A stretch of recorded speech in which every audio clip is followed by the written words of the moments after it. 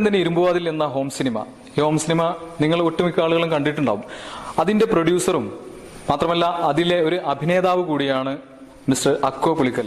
അപ്പോൾ അദ്ദേഹത്തെ നമുക്ക് ക്ഷണിക്കാം. അക്കോ പുളിക്കൽ, പിന്നെ എന്തൊക്കെയുണ്ട് വിശേഷങ്ങൾ, പെരുന്നാൾ വിശേഷങ്ങൾ എന്തൊക്കെയുണ്ട്, പ്രേക്ഷകരോട് എന്തൊക്കെയാണ് നമുക്ക് പങ്കുവെക്കാനുള്ളത്? പെരുന്നാൾ ആഘോഷിക്കാൻ വേണ്ടിയാണ് ഇപ്പം ഗൾഫിൽ നിന്ന് ലീവ് എടുത്ത് ഇതിനായിട്ട് വന്നത്. 2 ദിവസം മുമ്പ് വന്നിട്ടുള്ളൂ. അപ്പോൾ കുടുംബത്തിന്റെ കൂടെ തന്നെ പെരുന്നാൾ ആഘോഷിക്കുക എന്നുള്ളത് പ്രത്യേകിച്ച് ഞങ്ങളെ ഗൾഫ് മലയാളിയെ സംബന്ധിച്ചിടത്തോളം വളരെ സന്തോഷമായ ഒരു ഭൂമി. എന്റെ വീടാണ്. ലോകത്തിലെ ഏറ്റവും ഇഷ്ടപ്പെട്ട ഇടം എവിടെയാണെന്ന് ചോദിച്ചാൽ ഞാൻ എന്നോട് തന്നെ പറയുന്ന ഉത്തരം എന്റെ വീട് അല്ലെങ്കിൽ എന്റെ ഭവനം, അത് തന്നെയാണ് എൻ്റെ കുടുംബം.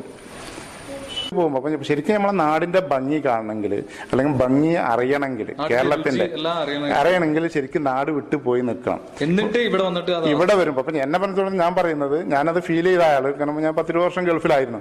അപ്പം ഞങ്ങൾ 6 മാസം 1 വർഷമൊക്കെ അവിടെ പോയി നിൽക്കുമ്പോൾ തന്നെ ഇങ്ങോട്ട് വരുമ്പോൾ ഇപ്പോൾ ഇവിടുത്തെ സംബന്ധിച്ചിടത്തോളം ഞങ്ങളെ ഇപ്പം ഉദാഹരണം പറയുകയാണെങ്കിൽ ഇവിടെ വന്നിറങ്ങുമ്പോൾ ഉള്ള ഈ ഓട്ടോറിക്ഷന്റെ ശബ്ദം പോലും ഞങ്ങൾക്ക് അത് നല്ല ഒരു അനുഭവമായിട്ടാണ് വന്നപ്പം. ഫ്ലൈറ്റ് ലാൻഡ് ചെയ്യാൻ പോകുന്നു, ആ ഗ്ലാസിന്റെ ഉള്ളിൽ താഴോട്ട് നോക്കുമ്പോൾ ചെന്നം പിന്നം പെയ്യുന്ന മഴ, ആ പച്ചപ്പ്, ആ നനഞ്ഞു കിടക്കുന്ന ഒരുപാട് ആനന്ദം. പിന്നെ ആ ശരിക്കും മണ്ണിന്റെ ഒരു ഗന്ധം. ശരിക്കും കലയെ സ്നേഹിക്കുന്ന ഒരാളാണ്. അത് കലാപ്രവർത്തനത്തിൽ ഭാഗമല്ലെങ്കിൽ കൂടി കല ആസ്വദിക്കാൻ ഞാൻ ചെറുപ്പം മുതലേ ശീലിച്ചിട്ടുണ്ട്.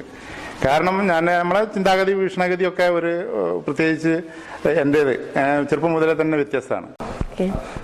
എന്റെ കൽബിലെ വെണ്ണിലാവു നീ നല്ല പാട്ടുകാരാ, തട്ടമിട്ടു ഞാൻ കാത്തു വെച്ചൊരെന്നുള്ള മുട്ടിലൂറും.